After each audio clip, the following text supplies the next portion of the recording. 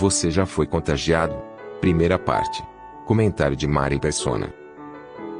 Onde você estava no dia 11 de setembro e o que você estava fazendo quando recebeu a notícia do ataque às Torres Gêmeas em Nova York? Eu sei exatamente o que eu estava fazendo, sei exatamente onde eu estava, e é interessante que muita gente sabe exatamente, se lembra exatamente do que estava fazendo e de onde estava. O nosso cérebro, a nossa memória tem essa característica de gravar eventos memoráveis e ficar lá, guardado. E são muitos na nossa vida, todo mundo aqui tem uma série deles. Eu tenho um também, que aconteceu em 1986. Eu estava na sala do apartamento onde eu morava em São Paulo. Eu peguei minha filha no colo, ela tinha 6 anos de idade. E nós tínhamos por costume ler a Bíblia todos os dias com as crianças e cantar hinos e tocar discos, aqueles LPs ainda naquele tempo, eram discos de hinos, de músicas para criança também, da Bíblia. Mas nessa noite, eu não sei o que aconteceu, que eu peguei ela no colo, pus ela sentada no meu colo e falei assim, papai vai explicar para você o caminho da salvação, o Evangelho, o que é o Evangelho.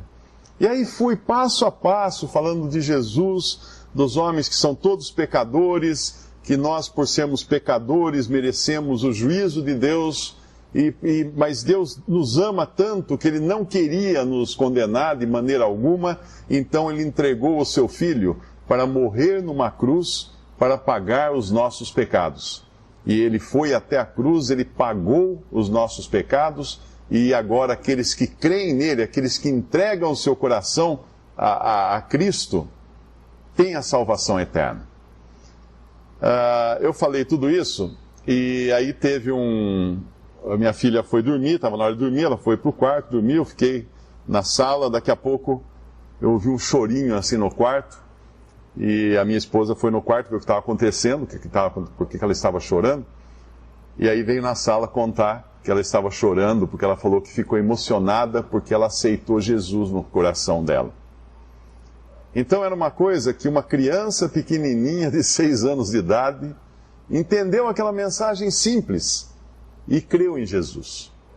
Na realidade, ela foi contaminada por uma espécie de contágio, uma epidemia que varre o planeta Terra já há 2000 anos, levando algo que, há mais até de 2000 anos, levando algo chamado fé.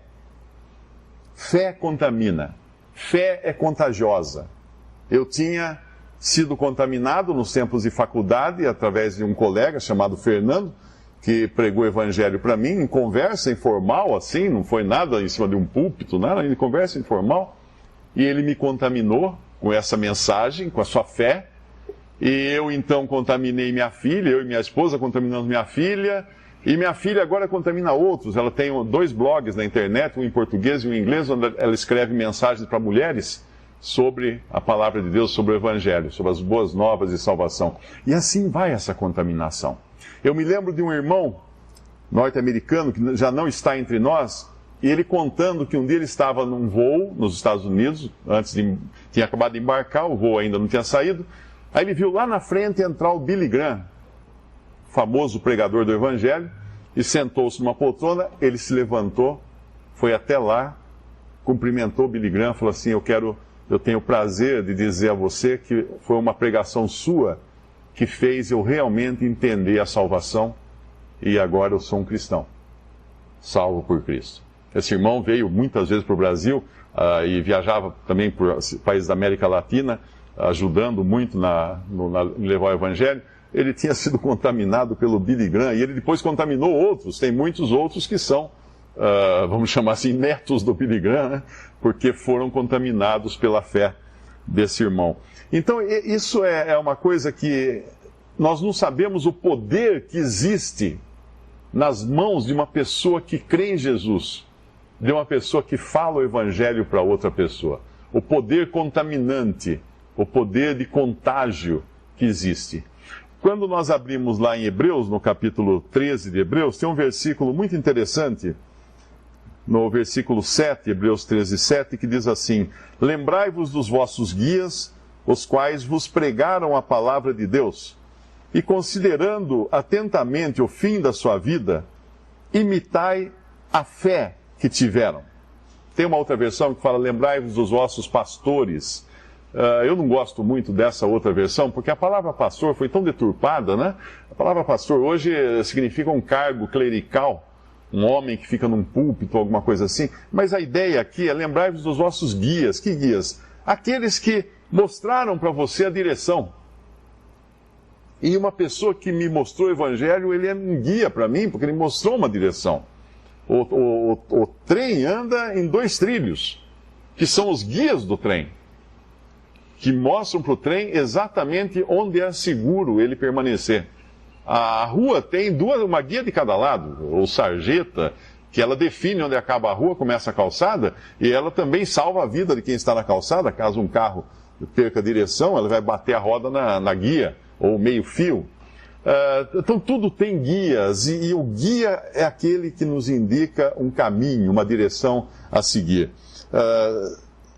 Tem na Bíblia exemplos também de guias que ficaram muito conhecidas pela fé que tiveram. 2 mulheres, principalmente, uma chamada Eunice e outra chamada Lóide. Lá em 2 Timóteo 1, versículo 5, diz assim, trazendo à memória a fé não fingida que em ti há, a qual habitou primeiro em tua avó Lóide e em tua mãe Eunice, e estou certo de que também habita em ti. E aí também, no capítulo 3, versículos 14 e 15, diz, tu, porém, permanece, em 2 Timóteo, permanece naquilo que aprendeste e de que foste inteirado, sabendo de quem o tens aprendido, e que desde a tua meninice sabes as sagradas escrituras que podem fazer-te sábio para a salvação pela fé que há em Cristo Jesus. Então essas mulheres de fé contaminaram esse garotinho desde pequeno, Timóteo, e ele foi crescendo já aprendendo dessa fé, como fala naquele versículo de Hebreus 13, quando fala assim, ele não fala apenas lembrai-vos dos vossos guias, os quais vos pregaram a palavra de Deus, e considerando atentamente o fim da sua vida, ou a conclusão da sua vida, a maneira como eles terminaram a sua vida, mas diz lá, imitai a fé que tiveram. E Timóteo imitou a fé que sua avó teve, imitou a fé que a sua mãe teve. E que fé é essa? A fé que há em Cristo Jesus. A fé que há em Cristo Jesus. Então essas pessoas foram o que quem é médico, né, quem é da área de saúde, sabe que existem dois termos usados quando acontece uma epidemia. Um é o paciente zero e outro é o vetor. O paciente zero é aquele onde começa uma epidemia. É o primeiro atacado lá pelo vírus, pela doença. E o vetor é aquele ser vivo que leva esse vírus para todo lado. Pode ser um mosquito, pode ser uma pessoa, pode ser um morcego. Ele é o vetor, ele vai transportar aquilo. E na Bíblia nós encontramos tanto paciente zero como vetores. E hoje no mundo também tem muitos vetores por aí levando o Evangelho. Levando a notícia, a boa nova de salvação. Um deles, por exemplo, é aquele chamado Filipe, que ele foi enviado pelo Espírito Santo para uma estrada que estava deserta, uma estrada que descia de Jerusalém a Gaza, e a Bíblia fala que a estrada estava deserta. Filipe poderia falar assim, não, mas o que eu vou fazer lá se está deserta a estrada? Mas o Filipe era um homem guiado pelo Espírito Santo. Se ele foi enviado lá, o Espírito Santo tinha alguma razão de fazer isso. Ele vai. Ele vai e quando chega lá está passando uma carruagem com um eunuco, que era um oficial de uma rainha africana, que ele era convertido ao judaísmo, ele era um prosélito, que era um gentil convertido ao judaísmo, tinha ido a Jerusalém, até Jerusalém, para adorar o Deus verdadeiro, o Deus único e verdadeiro, mas estava voltando frustrado. Ele estava voltando frustrado e ele estava lendo o profeta Isaías, ele não estava entendendo o que era aquilo, de quem falava aquela passagem de Isaías capítulo 53, que fala justamente de Cristo, né, daquele que que levou as nossas enfermidades sobre si, aquele que foi castigado em nosso lugar, que foi como ovelha muda para o matadouro. E Filipe vai correndo ao lado da carruagem desse homem nobre. Eles costumavam, nesses reinos, como aconteceu até o começo do século XX na China, onde era costume castrar os nobres que cuidavam de princesas, mas eram pessoas de extrema confiança na corte. E ele vai correndo atrás da carruagem, Filipe, ao lado da carruagem, e perguntando: entendes o que lês? Você está entendendo o que você está lendo? Ele fala: não sei, como é que eu vou entender se ninguém me explicar? Sobe aqui. Aí ele vai lá, sobe e explica. Ele explica para aquele eunuco do jeito que eu expliquei para minha filha. Não tem segredo. Não precisa fazer uma faculdade de teologia para explicar o que é a salvação, o que há em Cristo Jesus. Que fé é essa que contaminou tanta gente em todo o mundo e levou tantos a conhecer a Cristo como Salvador e a ter certeza do seu destino eterno? E ele então explica. Agora, tenta imaginar, e depois ele volta para Jerusalém. Filipe volta para Jerusalém e esse eunuco segue na sua viagem de volta ao norte da África. Agora, tenta imaginar quantas pessoas esse vetor, levando esse vírus, essa contaminação benigna, vamos chamar assim, quantos ele deve ter contaminado na África? Quantas pessoas se converteram lá, enquanto que na Europa, que era, hoje a gente consideraria a Europa o suprassumo da civilização, na Europa eles estavam comendo gente nessa mesma época. Eles estavam queimando crianças para deuses pagãos na Europa, na área da Alemanha ali, eles estavam fazendo coisas horríveis.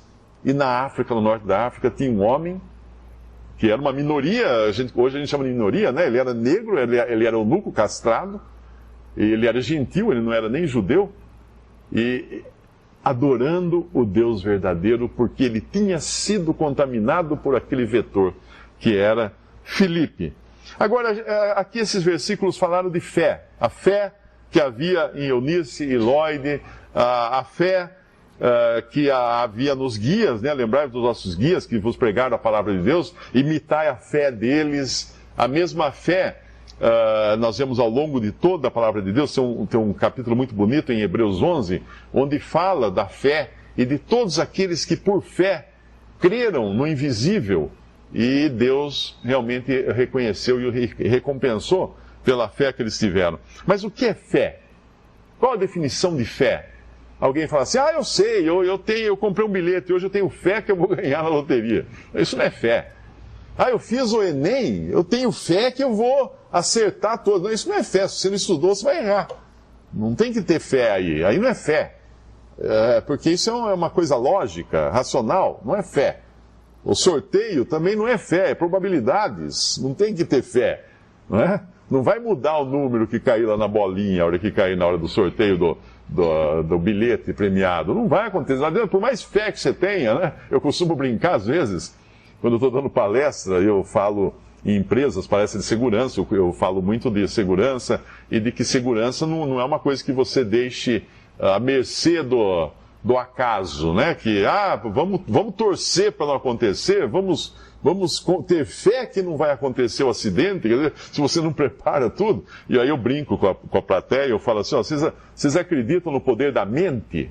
Vocês acreditam que se eu subir nessa escada aqui, mexer na alta tensão, sem tomar todas as precauções, desligar a corrente, etc., se todo mundo aqui pensar positivo, não vai acontecer nada para mim, né? Aí uma parte da plateia fala assim: eu acredito, a outra fala que não. Então, vamos fazer um teste, então, ver se o poder da mente funciona. Aí eu digo assim: quem acredita no poder da mente, levante a minha mão. Aí eu fico olhando para minha mão para baixo e não levanta a minha mão. Ninguém consegue. Um auditório de 200, 300, 500 pessoas fazendo o poder da mente e minha mão não levanta. Então não tem poder nenhum para fazer levantar minha mão. Fé não é isso. Fé é explicado em Hebreus capítulo 11, versículos 1 a 6. Fé é a certeza de coisas que se esperam, a convicção de fatos que se não veem. Isso é fé. Certeza e convicção. No quê? No que é palpável, no que é racional, no que é lógico, no que é material. Não. Certeza de coisas que se esperam. Convicção de fatos que se não veem.